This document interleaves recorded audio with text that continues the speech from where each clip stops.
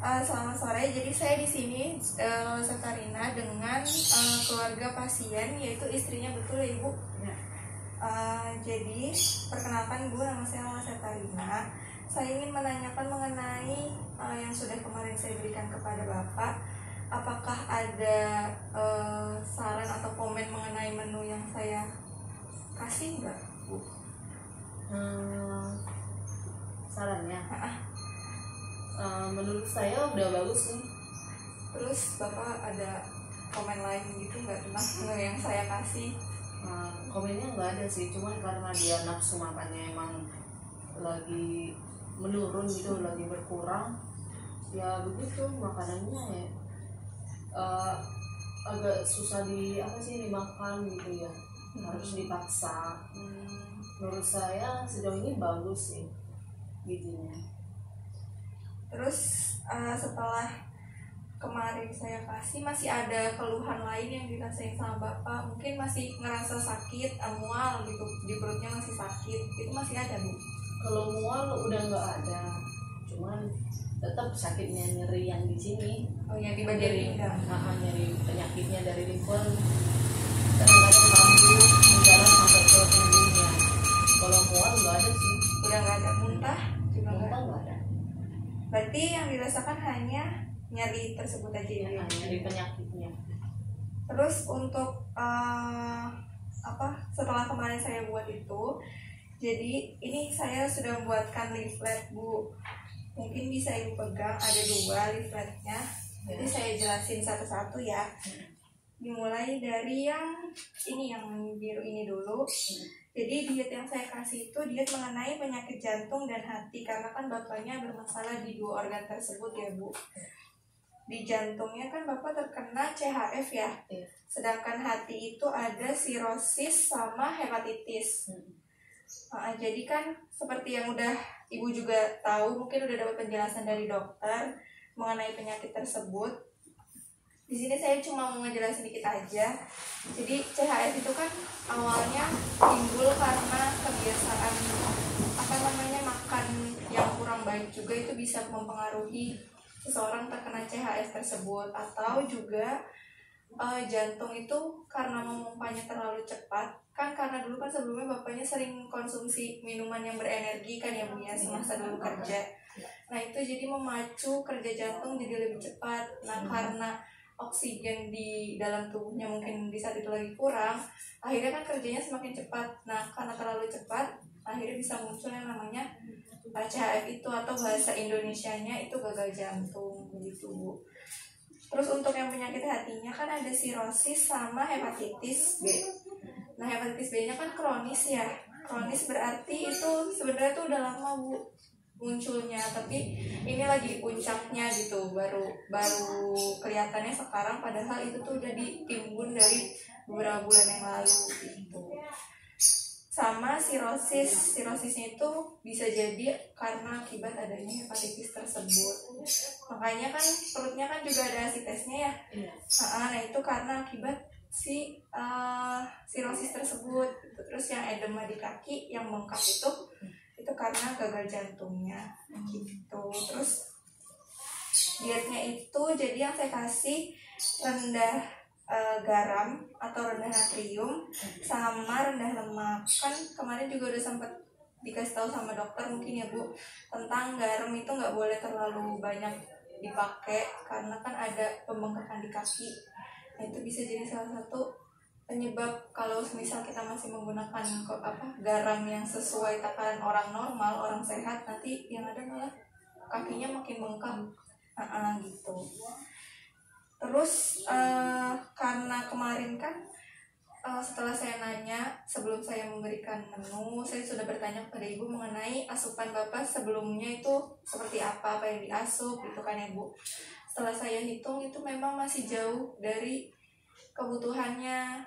Nah karena masih jauh, makanya saya membuat menu yang dalam 1 hari itu kurang lebih 6 kali pemberian makanan Bu. Bentuknya kan lunak karena Bapak juga ada mual.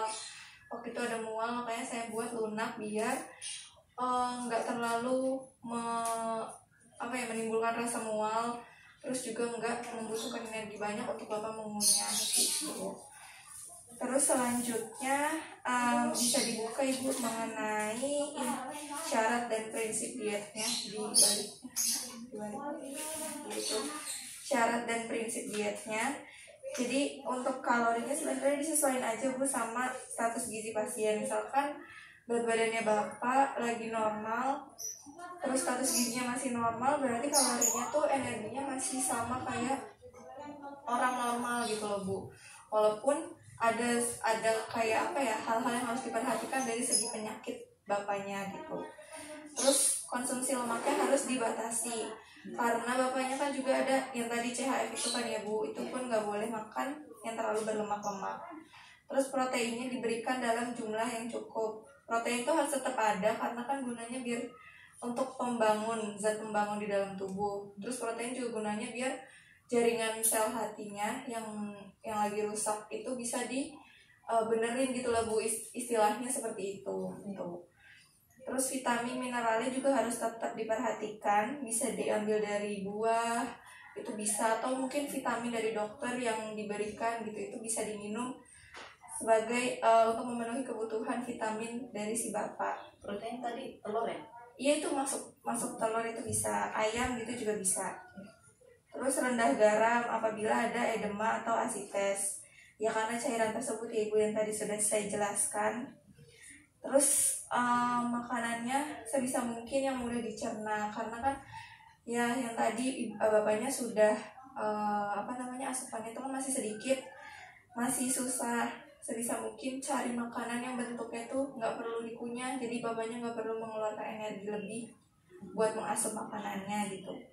Terus nggak boleh merangsang juga, jadi yang bumbu-bumbu terlalu kuat kayak rendang kayak gitu-gitu nggak boleh Bu. Jadi kalau bisa tuh bumbunya yang sederhana aja gitu, dan tidak menimbulkan gas karena tadi ada asites tersebut. Jadi itu nggak bisa makan yang mengandung gas tinggi, contohnya kayak kol kayak gitu nggak boleh Bu. Terus porsinya kecil tapi diberikannya secara sering karena itu nafsu makannya kan rendah ya Bu ya, menurun. Makanya sebisa mungkin dikasih satu kali makan itu dikit, tapi dalam satu hari tuh dibanyakin jumlah makannya gitu. Kalau kita kan satu hari mungkin cuma dikasih makan 3 kali kan ya Bu, 3 kali nasi gitu. Makanya porsinya banyak. Kan kalau bapak kan nggak bisa kan menghabiskan sebanyak itu, jadi diberikan mungkin 1/4 dari kita. Terus nanti jadi satu hari itu bapak bisa 5 kali makan nasi kayak gitu atau bubur gitu. Jadi diperbanyak jumlah waktu makannya, tapi jumlah porsinya disedikitkan gitu. Terus tujuannya apa sih, tujuan dari saya membuatkan diet ini? Jadi tujuan itu untuk mengurangi beban kerja jantung, karena kan jantungnya tadi ya Bu lagi ada CHF tersebut, jadi biar mengurangi bebannya. Terus yang kedua untuk mencegah kerusakan jaringan hati biar nggak terlalu lebih parah lagi. Terus memperbaiki jaringan hati yang rusak. Nah ini tadi tujuan dari asupan protein tersebut Bu, jadi biar jaringan hati yang rusak itu bisa diperbaiki gitu. Terus juga mengurangi beban kerja hati, mencapai berat badan normal. Kalau semisal berat badannya itu kurang, itu nggak ideal, itu nanti bisa tujuannya semoga aja bisa menjadi berat badan yang normal. Dan yang pastinya untuk memenuhi kebutuhan gizi serta mempertahankan status gizi atau memperbaiki status gizi pasien. Kalau semisal sebelumnya status gizinya kurang, bisa menjadi baik, atau kalau yang sebelumnya udah baik harus tetap dipertahankan biar tetap baik status gizinya gitu. Terus untuk mencegah atau menghilangkan penimbunan garam dan atau cairan yang asites atau edema tersebut yang di kaki. Terus mengurangi resiko penyumbatan pembuluh darah serta menghindari komplikasi dari penyakit hati tersebut. Gitu. Terus di sini juga ada contoh menu satu harinya yang udah saya buatkan. Ini saya bikinnya 5 kali atau 3 kali makan utama dan 2 kali selingan. Mungkin nanti kalau misalkan mau diperbanyak lagi juga bisa sehari 6 kali pemberian makan atau sampai 7 kali juga bisa Bu.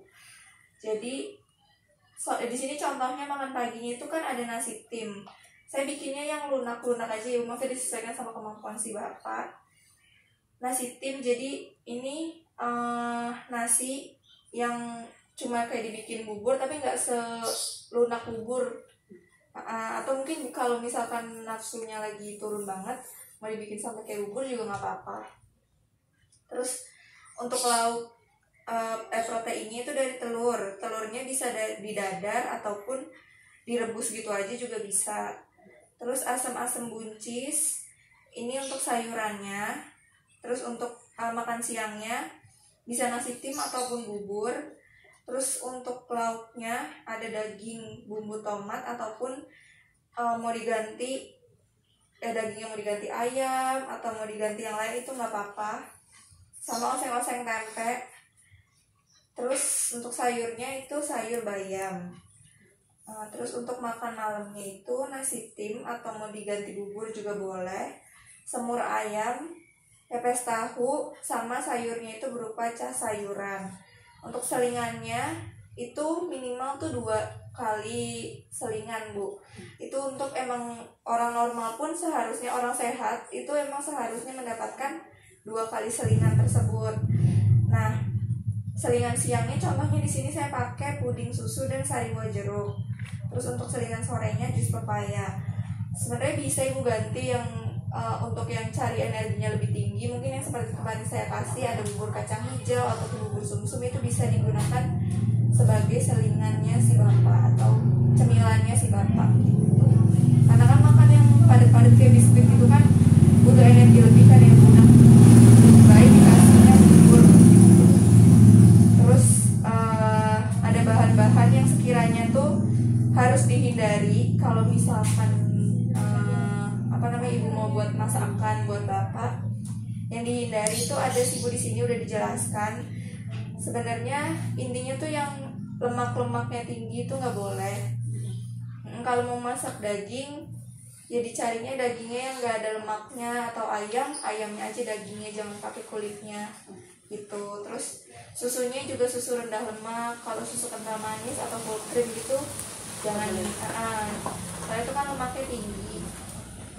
Terus tadi kacang-kacangan itu juga diperbanyak, kayak tahu, tempe, kacang hijau kayak gitu, itu bagus. Terus buah-buahannya cuman buah yang berbau-bau menyengat aja sih Bu, kayak misalkan contohnya durian, nangka kayak gitu-gitu nggak boleh. Sayurnya yang sekiranya lunak, contohnya di sini ada bayam, buncis, oyong juga bisa gitu. Terus untuk minyakannya sebisa mungkin jangan pakai makanan yang digoreng. Kalau mau dipakai minyak cuma buat numis dikit aja gitu, itu masih diperbolehkan gitu. Terus kalau misalkan Ibu ini di lift yang satunya Bu, ya yang itu. Nah, kalau misalkan Ibu nanti misal mau masak atau mau bikin menu buat bapaknya, terus bingung sekiranya menu apa sih yang harus saya bikin, maksudnya variasinya biar nggak bosan juga gitu loh Bu. Nah, kan misalkan ya Bu, di sini ada makan paginya di sini nasi, misal bosan sama nasi, bisa dilihat nih di sini ya Bu, yang golongan 1 karbohidrat. Kan di sini nasi ada kan, misalkan mau diganti jadi roti. Rotinya itu harus roti putih, itu harus 4 iris. Jadi 1 centong nasi itu setara sama 4 iris roti putih. Jadi roti tawar 4 lembar itu kalau kita makan energinya sama kayak nasi 1 centong gitu. Jadi kalau mau diganti ada patokannya di sini gitu. Begitupun dengan yang lainnya, dari protein hewaninya ataupun nabatinya, sayur, buah gitu sama. Jadi bisa buat acuan mau masaknya apa gitu biar nggak bosen gitu. Terus untuk garam tadi kan harus rendah ya Bu ya. Nah garamnya itu karena kan Bapak ASI tes sama UDEM, akhirnya kemarin saya bikin itu 1 hari tuh nggak boleh lebih dari 1 sendok teh Bu, 1 sendok teh garam. Jadi kalau mau masak itu sebisa mungkin dikit-dikit aja. Jadi 1 hari selama Ibu masak makanan buat si Bapak itu garamnya nggak boleh sampai 1 sendok teh gitu. Terus untuk cairan kan juga kemarin Ibu udah cerita ya Bu, dari dokter pun dibatasin kan 600 ml per hari. Nah kalau misalkan Ibu bikin menunya sayurnya, nah itu airnya juga harus tetap diperhatikan. Jadi tetap dihitung gitu loh Bu, bukan cuma air putih aja kan. soalnya itu kan juga tetap terhitung cairan gitu. Terus setelah itu, setelah akhir-akhir ini ada perubahan ini nggak Bu, bapaknya jadi bisa lebih jalannya atau geraknya gimana atau masih sama aja? Itu udah bisa lumayan lama. Kalau kemarin masih itu ya Bu ya. Berarti sekarang perubahannya udah bisa Duduknya lama. Terus kalau untuk jalan masih harus dibantu. Masih harus dibantu. Terus sekiranya itu aja sih Bu yang saya sampaikan mengenai diet penyakitnya Bapak. Apa ada yang mau Ibu tanyakan atau cukup?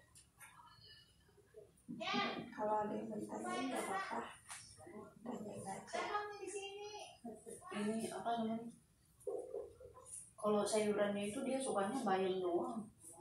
Oh, jadi ada ini ya kesukaannya. Bayam sama oyong. Bayam sama oyong. Gak apa sih Bu kalau misalkan bapaknya sukanya itu gitu. Kalau enggak apa namanya? Karena bapaknya sukanya itu, dibuat aja itu Bu, bayam sama oyong, maksudnya biar jadi apa ya, motivasi dia makan gitu loh Bu. Karena kan makanan kesukaannya gitu. Kalau nggak ditanyain sukanya makanan apa, mungkin kalau di hewaninya Bapak lebih suka ayam atau lebih suka apa gitu. Jadi nanti yang dibikin tuh makanan kesukaan biar ada motivasi buat makan gitu. Ada lagi? Ibu ada yang mau ditanyakan? Kalau singkong gimana ya Mbak? Singkong buat gitu. Oh, singkong direbus. Kalau dari sini ya Ibu, kan yang dihindari itu singkong sebenarnya, soalnya kan seratnya terlalu tinggi. Serat singkongnya kalau mau pas direbus itu tuh lebih lembut lagi dari orang normal makannya. Kan kita biasanya kan makan tuh udah seret banget kan ya kalau itu. Nah itu masih tergolong susah, nanti bapaknya nelennya butuh energi banget gitu. Kalau mau lebih lembutin lagi, Direbusnya yang lama aja. yang lama aja gitu. Itu bisa. Kalau bisa direbus gitu kan jadinya ikut lunak kan gitu. Atau enggak mungkin singkongnya diganti jadi kentang bisa. Kentang direbus terus dikasih garam dikit aja biar ada rasa gitu. Nah itu bisa gitu. Terus ada lagi Bu atau masih ada yang dibingungkan apa yang sudah saya jelaskan tadi? Udah. Jadi kan Ibu tadi juga sudah menanyakan apa yang Ibu ingin tanyakan. Terus saya juga sudah menjelaskan mengenai diet penyakitnya Bapak. Saya boleh minta tolong nggak Ibu menjelaskan ulang apa yang saya setangkapnya Ibu aja gitu? Yang mana? Dari semuanya, jadi Bapak harusnya makannya apa, nggak boleh makan apa gitu. Oke. Kalau menurut aku ya, bagian makanan aja kan? Bagian makanan. Kalau menurut aku karbohidratnya harus cukup, proteinnya juga harus cukup. Protein ini bisa diambil dari telur, bisa juga dari ayam. Terus harus ada juga vitamin dan mineral. Vitamin dan mineral itu bisa diambil dari sayur-sayuran. Terus bisa juga diambil dari buah-buahan. Terus bagian makanannya. Kalau bagian makanannya itu misalkan pagi gitu ya, kita bisa kasih nasi ataupun bubur, bisa juga dikasih ayam gitu. Terus bisa juga buncis gitu, di oseng-oseng, kalau enggak ditumisnya pakai minyaknya harus sedikit, nggak boleh banyak-banyak. Kalau siang itu bisa juga dikasih nasi tim ataupun bubur. Lauknya juga bisa dikasih ikan gitu ya. Terus sayurannya bisa juga kita kasih entah sayuran apa gitu, yang penting gitu ya. Terus untuk untuk malamnya dikasih juga nasi ataupun bubur, nasi tim ataupun bubur. Kasih juga ikan, lauknya bisa juga ikan atau enggak daging. Terus sayurannya bisa juga entah cah kangkung kayak gitu ya. Terus selingannya itu dalam sehari itu harus ada selingan pagi dan sore. Selingan pagi itu bisa aja jam 10 lah ya Mbak ya. Iya, bisa. Jam 10 kita bisa kasih puding susu ataupun sari buah ya, jus buah. Terus yang sorenya bisa juga roti bisa Mbak. Bisa, roti bisa. Roti ataupun biskuit. Bisa. Kalau enggak biskuit aja ya di Marie Regal itu dikasih air panas itu biar halus ya. Bisa itu. Terus gitu aja. Iya, jadi karena kan ibu kan salah satu orang yang termasuk dekat sama bapak dan yang mengurus semua makanannya bapak kan ibu. Kalau bisa sih maksudnya bapaknya juga tetap dipantau apa yang dimakan. Jadi kayak setiap bapak mau makan itu seenggaknya tuh ibu tahu apa aja yang mau dimakan.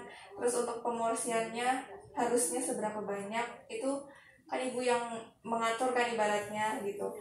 Ibu yang natain di piring kan bapak tinggal makan gitu aja ya bu ya. Nah sebisa mungkin ibu pantau, terus ibu kalau bisa sih didampingin ya bu, soalnya kan bapak juga kan termasuk penyakitnya kan udah yang berat, itu butuh bantuan dari keluarga gitu. Makanya sering gitu ya. Makanya sering, jadi nggak kayak kita waktunya gitu loh bu. 5 kali, 6 kali gitu ya. 5 atau 6 kali sehari, tapi 1 kali makan ya dikit aja gitu bu, kayak makannya anak kecil. Gitu. Terus karena kan juga bapak kemarin kan HB-nya sempat rendah ya. Nah itu kalau mau dikasih makanan yang sekiranya buat memasok atau meninggikan HB-nya itu dari yang bayam, itu kan bapak suka bayam kan bu. Nah itu bisa bayam, tapi setelah itu bayam merah bisa Mbak? Bayam merah sebenarnya bagusan bayam hijau sih bu, kalau mau dilihat itunya gitu. Terus bayam hijau nanti dibantu sama itu vitamin C ya. Contohnya kemarin jus jambu yang aku kasih itu itu diminumnya barengan, jadi makan pagi ntar minumnya ditemeninnya sama jus jambu itu gitu. Terus atau jus jeruk juga bisa, ngurangin teh juga biar itu tadi zat besinya bisa terserap. Vitamin A itu. Iya, wortel vitamin A. Terus udah sih, sama kemarin albuminnya ya. Iya. Albuminnya masih tuh. Setiap hari juga jangan lupa selingannya mungkin bisa dimasukin yang putih telurnya itu, atau enggak dijadiin lauk juga bisa putih telurnya. Sekarang dia udah enak makan putih telur. Karena tiap hari kali ya. Iya, jadi enak dia. Terus tapi masih dikasih. Hari ini enggak. Iya sebenarnya Kemarin enggak enak. Kemarin nggak dimakan. Dikasih motivasi aja gitu sih bu, biar mau makan gitu.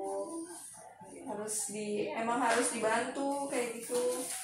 Kalau misalkan nggak ada motivasi dari keluarga, siapa lagi yang memotivasi bapaknya gitu biar sembuh gitu. Terus sekiranya segini aja bu konseling hari ini. Jadi semoga, saya harapkan konseling ini tuh bisa mencapai tujuan kita yang tadi yang sudah saya jelaskan di awal, mengenai berat badan, status gizi dari si bapak, ataupun data lab yang hemoglobin, albuminnya itu bisa membaik, lekas membaik dan normal gitu ya bu. Terus mungkin selanjutnya evaluasinya mungkin ibu bisa cek lab, ataupun nanti ketika ke rumah sakit itu bisa pasti kan ada cek lab ya bu ya. Iya. Nah itu kira-kira kapan bu? Aku besok kontrol sih, tapi nggak tahu cek lab apa enggak. Oh, kalau misalkan cek lab nanti dibandingin aja sama yang terakhir, data lab terakhirnya. Iya, semoga aja mendekati normal gitu bu, atau syukur-syukur udah normal gitu. Ya semoga aja nanti kalau misalkan ibu menerapkan diet ini, semoga harapannya biar itu makin membaik, lekas membaik, makin sehat gitu ya ibu. Iya jadi saya mohon maaf ya ibu kalau misalkan selama konseling ini ada salah-salah kata atau ada kata-kata yang menyinggung baik untuk ibu ataupun untuk bapak, saya mohon maaf ya ibu.